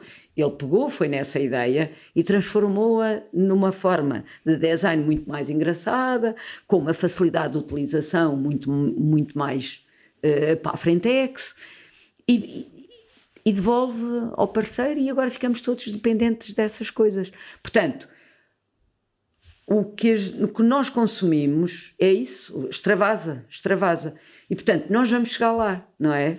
Mas eu julgo que, do ponto de vista da educação e vontade política de mudar coisas, porque, do ponto de vista político, nós conseguimos, por vezes, dar grandes passos, não é? Se eu agora politicamente decidisse e tivesse poder para isso, fazer um mapa e digo, olha, atenção senhores, que nós temos o Eurovelo número 1 que passa cá em Portugal pela costa inteira e que chega à Espanha através do Algarve, da Algarviana, etc.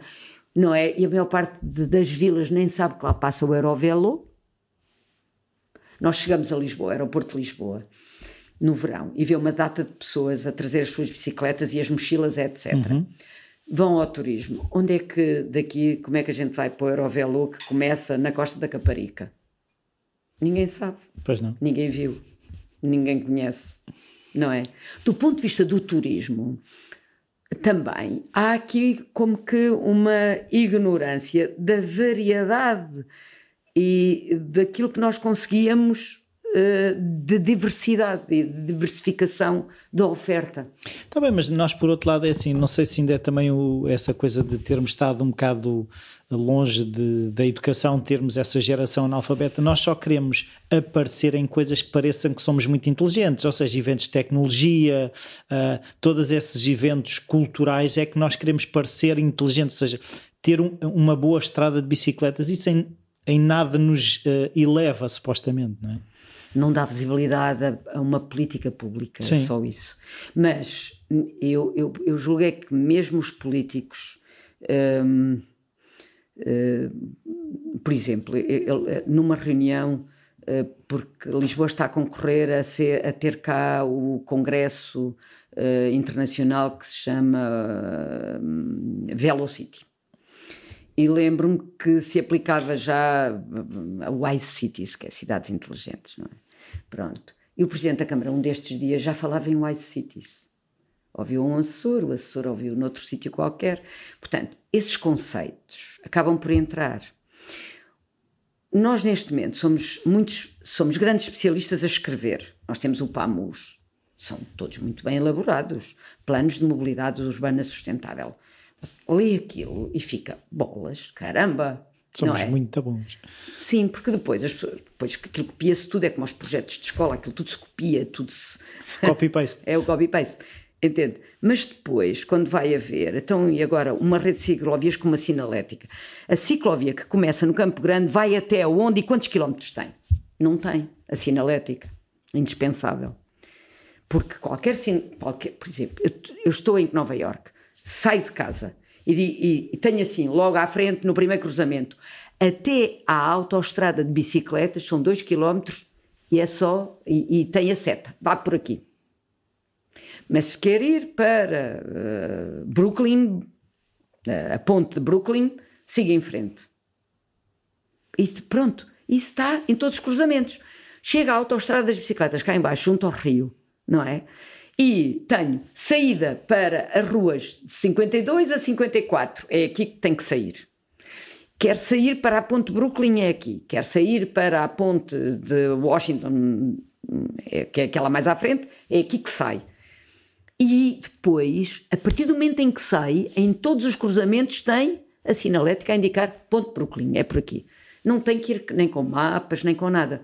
Porquê? Porque, repare, mas há pessoas que me dizem assim, mas não, porque repara, tu neste momento vais com o GPS. Não, tem um delay.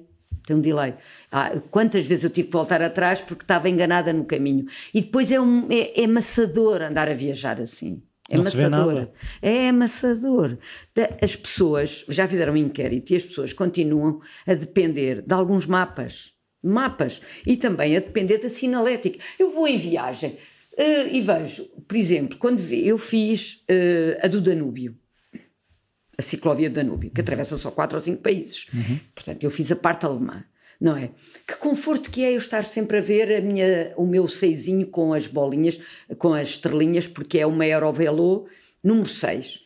Pronto, e depois de vez em quando eu via que estava a cruzar com outros percursos, porque depois tem o símbolo, o ícone de outros percursos, o percurso da Bavária, o percurso de não sei quê, todas as vilinhas têm mapas, eu cheguei, por exemplo, à França, numa vilinha, uma vilinha equivalente a, sei lá, a minha terra.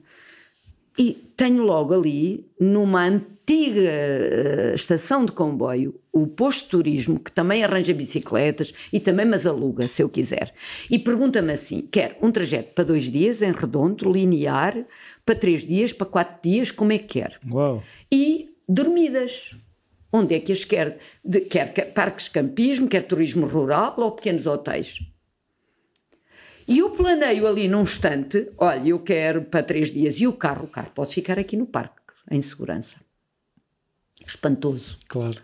Isto no Loire. Não, e há aí uma hipótese de negócio que pode ser muito bem aproveitada, ou seja, as terras que não têm ninguém podem passar a ter turismo. Eu vou-lhe explicar uma coisa, no cicloturismo, agora vamos para a área que eu entendo bem, não é? No cicloturismo, 200 km, certo? 200 km de carro, só lhe interessa Lisboa e o Algarve. Uhum. E, portanto, saiu de Lisboa, chegou ao Algarve, até dá para almoçar no Algarve. Vamos de bicicleta fazer estes 200 km, já vamos dividir por 50. Já fica a pingar a noite em, pelo menos, mais 2 lugares para além do Algarve. Já vou dormir a Sines e depois vou dormir, por exemplo, lá embaixo em Odmira. E só depois é que vou dormir ao Algarve. Está a ver? Já ficaram 3 refeições, uma em Melides, antes de Sines, não é? Isto foi o percurso que eu fiz. E já fica o jantar em Sines, e depois o pequeno almoço fica em Sines, e depois já vou almoçar a Porto Covo, e depois vou comer qualquer coisa a São Luís, e depois avanço lá para baixo. Portanto, eu multiplico por 4, já, um ping-ping entre Lisboa e o Algarve.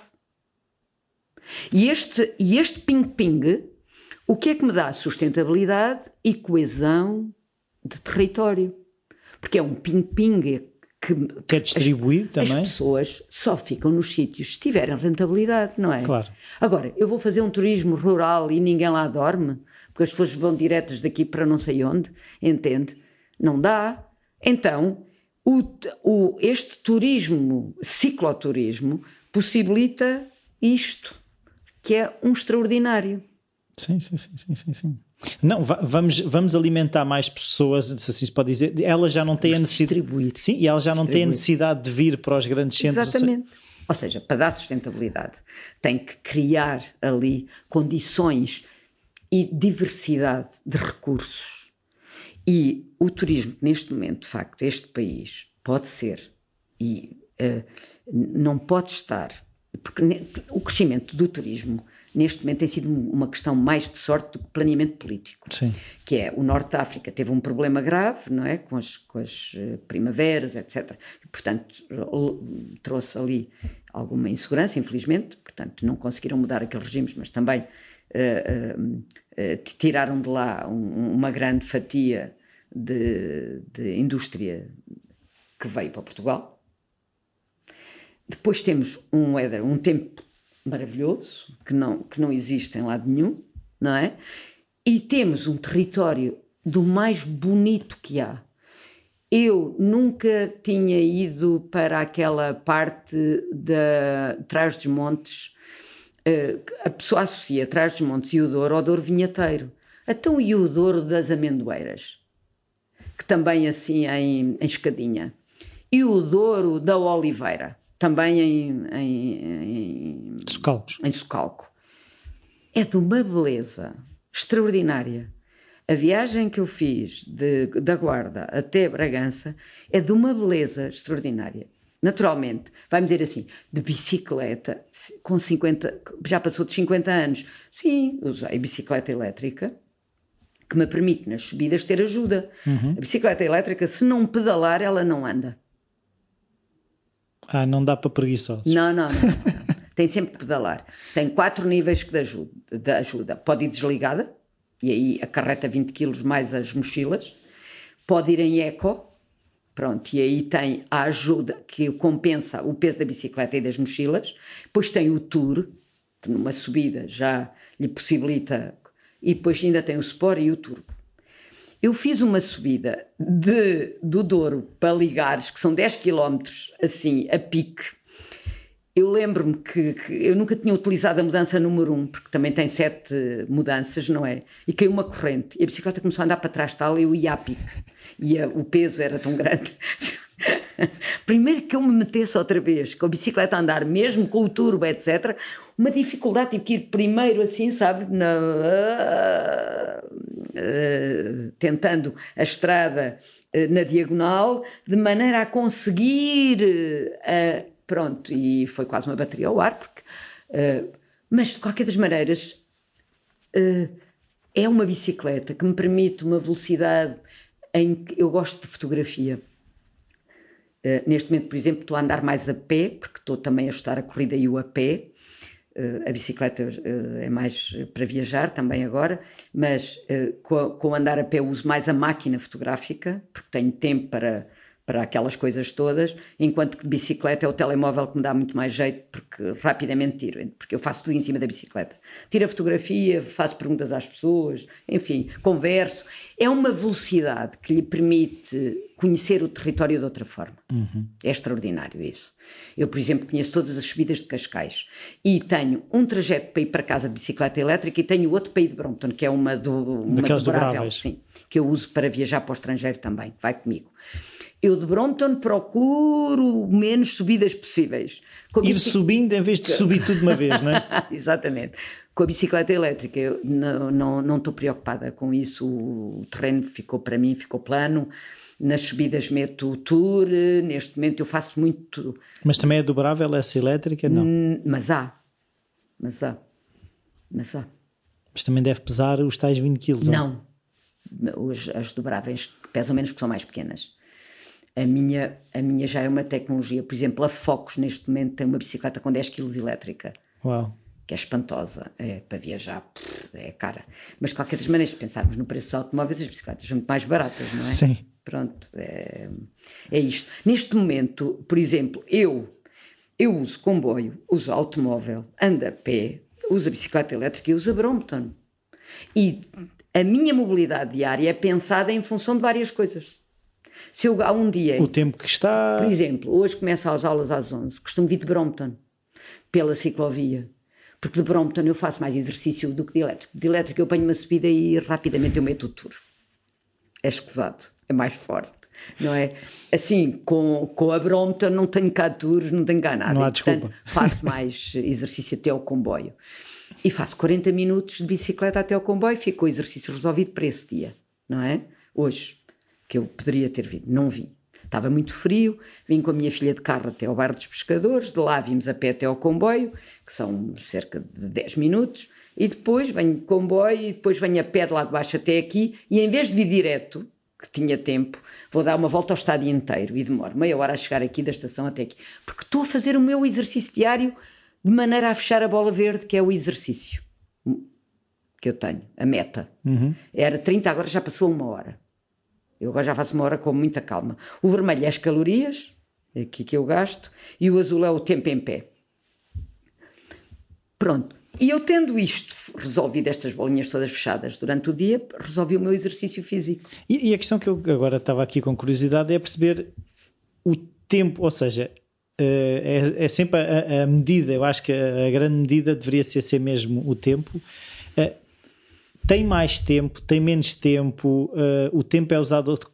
É que eu estava a pensar, se eu fizesse a pé até... Eu uma vez fiz as contas para o trabalho, se eu fosse transportes públicos, eu demorava 1h40. Não pode fazer esse tipo de contas assim. Pronto. Eu não faço esse tipo de contas assim. Isso não me interessa nada.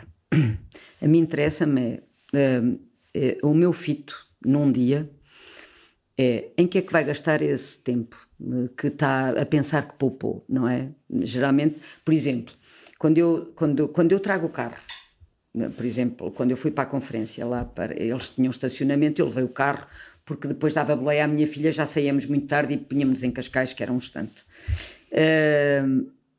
Agora, quando eu trago carro, sim senhor, eu ponho num instante em casa, então o que é que eu vou fazer em casa àquela hora? Ainda não é hora de jantar, sofá. Certo?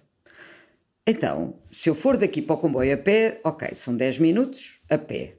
Já tenho exercício 10 minutos. Vou no comboio, vou a ler, ou vou a jogar, ou vou a qualquer coisa. Eu vou sempre ocupada, nem que vá observar os ténis das pessoas e a cara, ou a dormir, qualquer coisa. Mas não vou com atenção no carro da frente. Vou ocupada de espírito, vou ouvir música com os headphones, ou vou ouvir as conversas das outras pessoas, também me interessam. A mim interessa-me tudo. Pronto, chego a Cascais, não é? Se eu tiver a bicicleta, se a bicicleta veio comigo, vou de bicicleta até casa, esse tempo é exercício para mim. E chego a casa com exercício feito. Você foi de carro, demorou menos tempo, mas não tem exercício feito. Não. Se o quiser ir fazer... Ainda tem que ir para o ginásio. Ainda tem que ir para o ginásio. E é mais uma hora. E mais não sei o quê. E eu já o levo feito. Portanto, eu penso a minha vida deste modo. Não penso em 1 hora e não sei o quê. Não, porque nós depois dizemos assim, demora 20 minutos. Mentira, porque depois demorou para aí 15 só a descobrir o lugar para o carro. Certo? Certo. E esse tempo nunca é contado. E depois demora não sei quanto na fila para voltar. Porque às 7 da tarde tem uma fila, se morar na linha como eu moro, tem uma fila que começa em Belém. Entende? Sim. Pois, a questão é essa. E, portanto, eu faço assim, neste momento, o que é central na minha vida? É o tempo que eu gasto nos transportes ou o tempo de exercício que eu tenho nesse dia. Porquê? Porque eu passo a minha vida sentada, como já percebeu. A ler, a escrever, a dar aulas, levanto-me para me meter de um lado para o outro, mas eu estou a maior parte das vezes sentada a ouvir alunos. Porque eu não ando aqui para estar a falar para eles. Eu ando aqui para os motivar a investigar, a fazer análises críticas, a ver quais são as fontes credíveis, etc. Portanto, eu tenho é que depois escutar o que eles foram descobrir e orientá-los noutras novas descobertas. Passo a vida sentada a ouvir alunos. Certo? Então, a minha vida, ou seja, é aquilo que eu lhe disse, que é o futuro é a conexão de transporte, informação e comunicação. E, portanto, eu tenho consciência de que este meu corpo, com esta idade, a tendência seria para ter mais 12 quilos, que era um instantinho enquanto eu os tinha agora, não é? Dizem que é 1 quilo por ano de casado, não sei. Pronto, eu hoje fui medida aqui, estou com 15% de gordura, fomos ver, está excelente para a idade, etc. Estou com gordura equivalente a 26 anos, ou coisa que o valha, portanto está ótimo. Mas eu só consegui isso, atenção, não foi só com a bicicleta, foi com o correr e o andar a pé. Só esta mistura de exercício é que me possibilitou estar com um corpo fitness, de outra maneira não.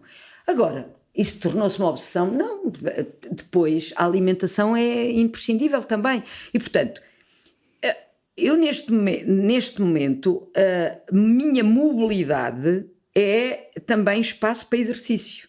Ou seja, eu, a ir para o trabalho, repare, se eu não tivesse que ir para o trabalho, estava em casa, tinha preguiça de sair de casa logo direto. Assim como eu vou para o trabalho, então deixa cá ver que forma é que eu arranjo todos os dias de fazer o mais exercício possível num movimento para o trabalho. E isto é o futuro de facto, que é, não, é pensar o seu tempo de vida como um tempo em que o trabalho e o lazer estão completamente mesclados, misturados. E esta consciência é plena de que, de facto, a tendência do ponto de vista nutritivo e nutricional é nós aumentarmos muito peso e, portanto, e com isso trazer aquelas doenças todas. Pronto, e agora aqui começava com um discurso higiênico que é muito enjoativo, não é? Nomeadamente para os antropólogos, meus colegas.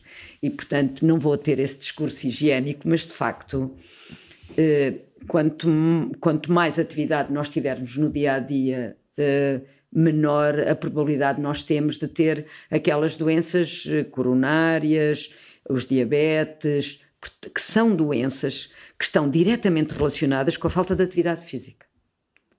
E repare, toda a nossa atividade vai caminhar para a falta de atividade física. Porque todas as tarefas que nós desenvolvemos, a maior parte delas são sentadas a olhar para um ecrã. Sim, e as máquinas vão começar a desempenhar tarefas ligadas com o corpo. Sim. Exatamente. Foi assim que nas fábricas as coisas aconteceram e é assim que está a acontecer no nosso dia-a-dia, não é? Os robôs de cozinha, etc. Portanto, os aspiradores que agora andam sozinhos de um lado para o outro e que até reconhecem as coisas e, portanto, eu estou sentada no sofá e o aspirador anda de um lado para o outro a aspirar a casa. É a grande novidade deste Natal para os amigos que eu conheço e que têm dinheiro para isso. Pronto, e repare, o que é que nós vamos ter no futuro desse ponto de vista? Que é, o desemprego vai aumentar, mas nós vamos ter que estar conscientes disso. Para quê? Para criar um sistema de remuneração que tenha a ver com tarefas voluntárias e não com um emprego. Porque não vai haver empregos para toda a gente. E, portanto, o que nós vamos ter é um lazer sério, que já existe no Canadá. Você nasce e tem direito a um ordenado que tem que gerir. Porquê? Porque uma empresa que tenha muitos robôs e que à conta disso não tenha empregados, vai ter que ter descontos na sua mais-valia de maneira a poder pagar os humanos que não estão lá. Bem, é um modelo de negócio um bocado complicado, não é? Mas repare que com o modelo de negócio que há, quem inventou o dinheiro foram os humanos. Sim. E quem vai ter que resolver esse problema são os seres humanos, porque não vai haver trabalho para todos. E, portanto, o que vai haver é ocupações. Sim, mas eu agora estava a pensar em termos sociológicos, que é a questão de nós perguntamos às crianças o que é que queres ser quando fores grande. Exato. A maior parte das profissões vão deixar de existir quando eles lá chegarem. Não, vão ser criadas outras que nós ainda nem pensámos nelas. Isso deixa que se calhar de ser o leme de que guia a vida das pessoas, não é? Que eu entro numa carreira, ou seja, num estudo para ser alguma coisa. A maior parte das pessoas no futuro não vai ter uma profissão, vai ter 2 ou 3, não é? Ou mais. Ou mais. Eu fiz 3 tipos de estudos. Neste momento estão todos conectados entre si. Sociologia, antropologia, educação física, tudo conectado entre si. Não é? E vim parar à casa onde inicialmente iniciei os estudos, certo? Mas está tudo conectado. Mobilidades, tudo conectado entre si também. Porquê? Porque ao nível das mobilidades, a mobilidade ativa possibilita-me uma atividade física que eu não teria se não a tivesse, não é? Pronto. E, portanto, resolve-me um problema, certo? Portanto, por outro lado, o que é que nós vamos ter? A questão dos partidos. Nós temos neste momento causas, e é por aí que nos associamos. Causas. A causa do podcast, a causa das bicicletas, das trotinetes. Os Benficas. A do ambiente, dos animais. Sim. Nós temos causas. E vai ser, o trabalho do futuro vai ser em prol de causas, de associações, por exemplo, no Canadá, há uma associação que cuida da ciclovia que atravessa o Canadá, que é extraordinário. E isso é uma associação cívica que trata daquilo, não é o Estado. E são eles que arranjam fundos para aquilo. Não, e uma coisa que eu também já... É extraordinário. As pessoas passam a fazer aquilo que querem fazer e não aquilo mas isso não dá dinheiro. Exatamente. A base está criada, a base de sustentabilidade está criada. Tem que estar criada, exatamente. E as pessoas depois, a quantidade de problemas que isso resolveria, digo eu. Cria outros... Sim, mas esse modelo já está a ser avançado em países como o Canadá, que eles tinham esse conceito de lazer sério em 1992, quando eu tirei mestrado em Ciências de Lazer na Holanda. Já eles tinham esse conceito do lazer sério, vai ser o futuro, porque não vai haver trabalho. Porque discutia-se nessa altura a dualidade trabalho-lazer e já se via que não há esses tempos divididos no trabalho e lazer. Eu no lazer trabalho, no tempo de lazer eu trabalho a maior parte das vezes. E no trabalho também tem algum lazer. Sim, as mesas de ping-pong no trabalho é um bocadinho já essa contaminação. Também, mas é uma boa... há aqui uma mistura muito grande, porque o tempo de lazer é uma coisa. E depois, o que é que eu faço no tempo de lazer? Trabalho, também viajo, também faço atividade física e desportiva, pronto. E tudo isto há aqui uma conexão. Mas isto também tem a ver com aquela questão que lá está, eu percebi pelos meus pais que regiam um bocado a vida deles, é quando eu me reformar, havia aquele momento em quando eu me reformar é que eu vou fazer o que quero. Era no meu tempo, que é o tempo de juventude é que era, não é? E quando me reformar, o meio, que é a vida inteira, era trabalhar para juntar. Era para a casa e para o carro. A geração a seguir... chapa ganha, chapa gasta, não é? Já pensa em viajar, nos lazeres e na vida que fica pelo meio, que não só a reforma, porque o nosso tempo de reforma, que também é um paradoxo. Sim. Também é um paradoxo. Porquê? Porque a esperança de vida está a aumentar muito. Claro. Com a intervenção da medicina, com a regeneração celular, com estas coisas todas de descoberta do corpo, nós temos tendência a envelhecer muito. A aumentar a esperança de vida, não é? E, naturalmente, que aumentar essa esperança de vida, nós temos que ter o cuidado de que seja uma vida com qualidade. Claro. E por isso, neste momento, estas práticas desportivas, por exemplo, uns olímpicos a existirem nos moldes em que existem, se eu disse que ao nível paralímpico a categoria tende, na medida em que há grandes intervenções ao nível do corpo, a categoria com deficiência tende, a categoria de idade tende a ser uma das categorias, que é a corrida dos 100 metros até aos 30 anos, até aos... Os escalões, não é? Os escalões, exatamente. Como há no Ironman, há escalão de 85 mais. Exatamente. Isso nós vamos começar a ter. E isso é bom. Porquê? Porque significa que temos corpos, fitness até essas idades. Aquilo que eu vejo é que, e é uma coisa que foi isso que também me inquietou, aquilo que falámos de eu ser um inquieto, eu também sou um inquieto, foi eu perceber que eu tinha que encontrar coisas que me fizessem querer fazer até ao fim dos meus dias. Não era aquele momento em que eu agora já posso fazer aquilo que gosto. Eu percebi foi que esse momento vai ter que ser a vida toda, de fazer aquilo que de alguma forma faz mais sentido para nós, não é? Claro. Eu com estes projetos vou tendo coisas engraçadas, não é? Portanto, o Dar a Volta possibilitou-me conhecer o país de bicicleta, ir viajar para outros países. Neste momento ando a fazer trails com os amigos para perceber esse individualismo massivo ligado à prática física, a preocupação que a minha colega e amiga cá da casa que me meteu nisso e os colegas que estão metidos nisso, a preocupação que ela tem com a nutrição, com os alimentos que ela escolhe, e é toda outra cultura que eu tenho que entender, porque depois, nisto da globalização, da aldeia global, é assim, do ponto de vista cultural, até estas práticas desportivas e de lazer têm culturas muito distintas. Por exemplo, ao nível da bicicleta, a viagem de bicicleta é um conceito. A UBTT é outro conceito. Sim. Está a ver? Até os instrumentos das bicicletas são distintas. O tipo de equipamento também. O tipo de pessoa também. Eu tendo a andar assim... A correr não encontra ninguém com uma barriga grande. É mais difícil. Isso é que é. É porque assim, correr vem uma descida e tem que correr à mesma. Bicicleta não vem uma descida e acabou-se o exercício. Sim, a bicicleta desmultiplica-se as mudanças. Exatamente.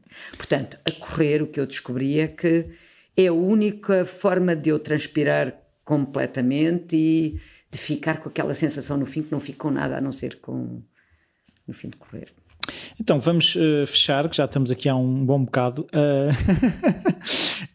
Eu queria perguntar-lhe se havia alguma coisa que nós não tivéssemos falado que achasse mesmo importante que ficasse.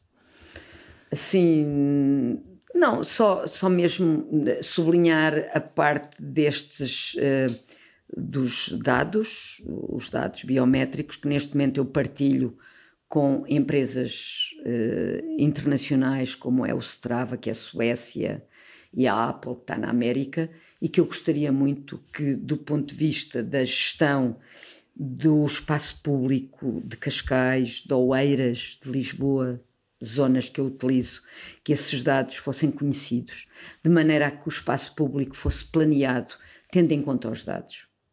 Porque a globalização 3.0 é dataísmo, é o processamento de dados. Big Data. E nós não podemos ficar atrás com essa parte.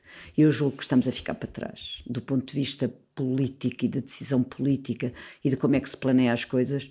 Os eventos, neste momento, quase todos os grupos planeiam eventos. Eu penso que, do ponto de vista político, ligado com as autarquias, a preocupação neste momento era fomentar, do ponto de vista da educação, uma nova cultura ligada com a atividade física, desportiva e com as mobilidades, ao nível da educação. Eu faço isso aqui com os meus estudantes. Eles neste momento estão a estudar a geração dos pais, dos avós e deles próprios e a verem como é que era a atividade física dos avós, dos pais e deles próprios e a atividade desportiva, verem que a globalização chegou a eles próprios, mas que aos avós não. A maior parte dos avós só viajou, foram os imigrantes, emigraram para aquele sítio, mas não se preocuparam em andar a viajar à volta, porque isso era gastar dinheiro. E eles queriam era juntar para voltar para a terra, ou para voltar para comprar a casa. Quem viajou depois com o dinheiro que os avós... Foram os filhos, não é? Portanto, mas eles neste momento estão a descobrir a história do país, a história da família, através de um estudo etnográfico, que temos um inquérito e que eles perceberam que há uma porção de questões que não se colocam no inquérito, senão o inquérito tinha 40 páginas, certo? mas que se colocam à medida que nós vamos discutindo os vários temas. Por um lado, a reprodução social, como é que ela é feita, se eles aprenderam a gostar da atividade física e desporto com os pais ou com os avós, que diferenças é que há entre estas gerações, o que é comum a estas gerações, quantos filhos e quantos irmãos é que tiveram os avós e quantos irmãos é que eles têm, são filhos únicos, a maior parte, para eles perceberem a questão demográfica, e depois também percebem as questões ligadas ao género, através da subida e percebem a questão do mérito, através das mães e deles próprios, rapazes e raparigas que têm o mesmo estilo de vida, ou seja, está a ver, é através da educação que eu estou, e de uma etnografia que eles fazem à sua própria história genealógica da sua família e das famílias dos outros do seu grupo, porque eles são 4 por grupo, que eles vão perceber como é que, por um lado, o país alterou, porque vão buscar estatística e vão buscar dados para entender este país e para comparar com outros países, os dados são impressionantes, mas também percebem que a metodologia qualitativa é imprescindível, que é dizer, avó, afinal, quantas viagens é que fizeste? Muitos nem sabiam onde é que os avós tinham nascido. Certo? Certo. Porque o espaço de conversa reduziu muito a esse nível. E eles perguntam, os avós adoram colaborar, os pais também. E eu agora estou a tentar que quando eles fixarem os pósteres com os dados e os resultados que têm desta genealogia de 3, que venham cá as famílias assistir e a nós dar-nos aqui ou um passeio pelo estádio, ou um step, umas aulas de step, que eles andam aí sempre a treinar steps aí pelos corredores afora, de maneira a dar-lhes também, pronto, vêm ouvir uma coisa, mas também fazem atividade física. E estou a tentar convencê-los a isso. Isto é interessante, porque isto é pô-los fora da caixa, que é assim, a avaliação, trazer cá os pais, professora, um dia, e depois a gente tem tempo para estar para as outras cadeiras, mas quando é que isso era feito? Então, mas não sei o quê, eu digo, ao sábado, para os pais poderem vir, então, mas ao sábado estão a trabalhar, e nós temos treinos para dar, e eu, valha-nos Deus. Sim, mas é importante que isso... Percebe isso. Sim. Portanto, por um lado, o cuidado com a proximidade, que é eu entender quem está próximo de mim, que é os meus pais. Se eu não consigo mudar os hábitos dos meus pais, como é que eu vou mudar os hábitos dos outros nos ginásios? Não é? Perceber que a atividade deles de futuro vai ser algo mais variado do que o step e o esquema do step no ginásio e o personal trainer, não é? Porquê? Porque as pessoas neste momento têm autonomia para se treinarem, porque têm todos os instrumentos passivos com que fazem isso. Eu neste momento já me treino a mim própria, já sei muita coisa e vou investigar, não é? Portanto, eles perceberem isso, que se calhar não é por aí que têm que apostar, é por outra área qualquer, que é criar as apps, criar exercícios, criar não sei quê, não é? Pronto. Esta parte é muito importante, a questão da educação.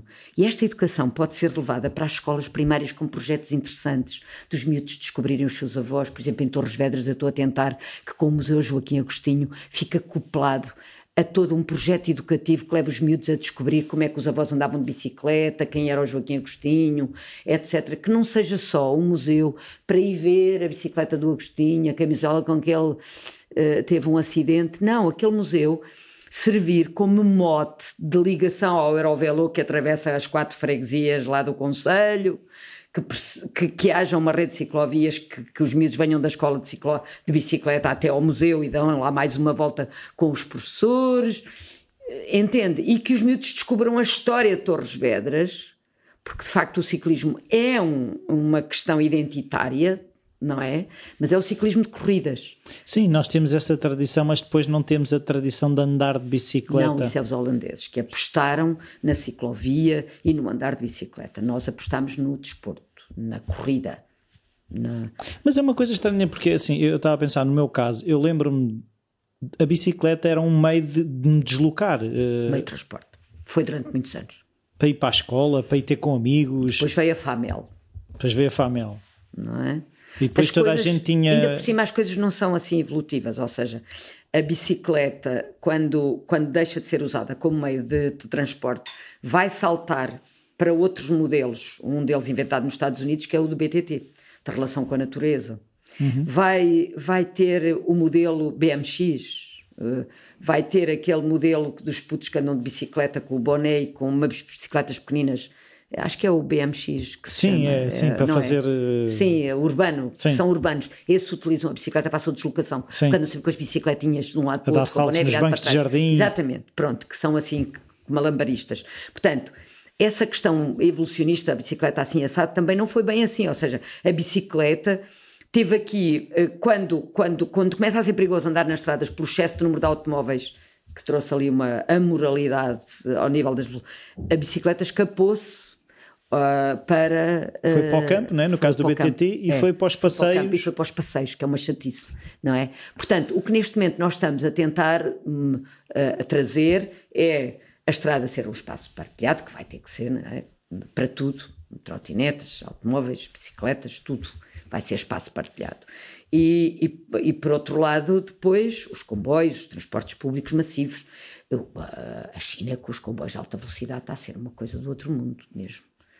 E a pergunta que eu normalmente faço a todos os convidados também é um livro ou livros que tenham sido importantes. Eu sei alguns livros que referiu na conferência, mas não sei se quererá referir outros. Pronto, esses da conferência, o Homo Deus, o Sapiens, depois o Superminds, Sloterdijk, não era? O Sloterdijk com... ele tem vários. O Change qualquer coisa, vários. Não era? E o Must Change Your Life. E o Must Change Your Life. Que é onde ele demonstra que há agora uma ascese ligada ao corpo. E depois há um que é o Superminds, acho que é assim que se chama, em que lhe mostra que toda esta evolução tecnológica é um espaço de relação entre a nossa mente e o computador. E, portanto, e que um se desenvolve o outro. Ou seja, nós temos sempre uma ideia um bocadinho passiva da nossa mente e não é. E isso é muito interessante. Esse livro é dos mais interessantes, eu ainda estou a acabar de ler e por isso não falei muito dele, mas é dos mais interessantes, porque é nesse espaço de relação que nós estamos agora, não é? Também, não só com a realidade virtual, que aumenta a nossa consciência, mas também o quanto nós aprendemos com aqueles miúdos que sabem muito do algoritmo, etc., todo aquele sistema. A pessoa também aprende muito com aquilo e também lhe devolve... Eu aprendi imenso desde que soube trabalhar com o computador, aprendi imenso a fazer muitas coisas também, não é? Portanto, há aqui um dar e receber muito grande. Pronto, é isso. São os livros que me marcam e que os descubro através de amigos também e através de... o Expresso às vezes aconselha eu, por exemplo, agora ao Expresso aconselhou um engraçadíssimo, que é de um italiano e que me deu uma trabalheira, que é o The Game, em que nos mostra como é tudo um grande jogo e que neste momento os grandes players está a ser muito difícil, que nos mostra os grandes equilíbrios, porque a globalização tem estes dois calcanhares que daqueles, por um lado é a inclusão de todos, que não temos a inclusão de todos, e por outro lado também nem nos momentos do capitalismo mais louco nós tivemos uma diferença... Uma assimetria tão grande, não é? Exatamente. E os grandes players, que é o do Google, o do Facebook, o do não sei o quê... Já não são nações, não é? É que esses indivíduos, de facto, os ganhos, o quanto aquilo vale, é assim números que nós já não entendemos, não é? No nosso dia-a-dia. Com zeros que nós nem imaginamos. Aquilo que eu vivo e aquilo com que eles vivem é uma diferença muito grande. Então, este senhor italiano, que é o Alessandro qualquer coisa, mas o livro chama-se The Game, foi o último que eu li antes dessa conferência, e só que como ele só está escrito em italiano, tive que estar sempre no Google a traduzir aquilo tudo, e é uma trabalheira. Temos que escrever ao senhor... Eu começo logo por traduzir a conclusão. E depois a ver se vale a pena. E depois a introdução. É como eu leio as teses também. Depois é que vou para o meio. Pronto, é isso. Muito obrigado, Ana. Foi um prazer. Até à próxima. O prazer é meu.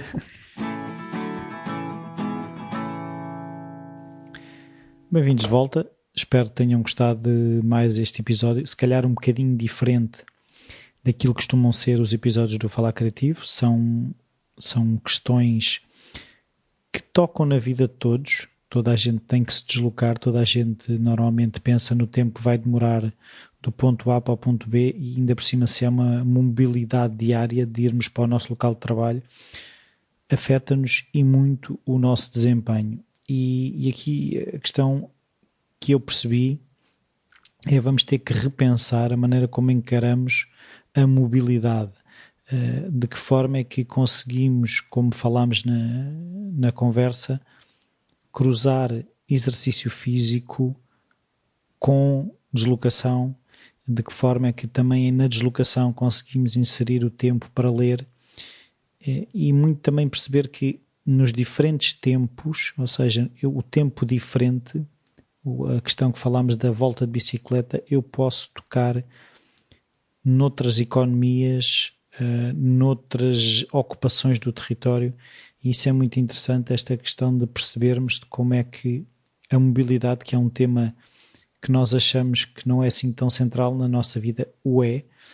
Também as compras às vezes que fazemos de ter que ter o carro, como isso nos condiciona a vida, porque depois ficamos dependentes de aceitar determinados trabalhos para sustentar esse tal automóvel, que era um sonho que todos tínhamos que ter, porque era a única maneira de nos deslocarmos. Já não é assim, e a questão da mobilidade partilhada acho que é mesmo o futuro, e vamos todos ter que nos habituar a isso. E muito obrigado por continuarem aí. O Falar Criativo fez 5 anos na passada sexta-feira. Eu fiz um episódio sobre esses 5 anos, se quiserem podem ir ouvir.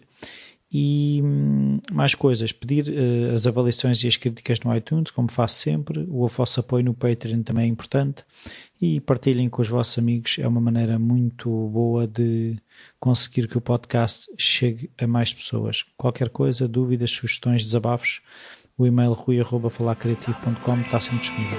Até à próxima.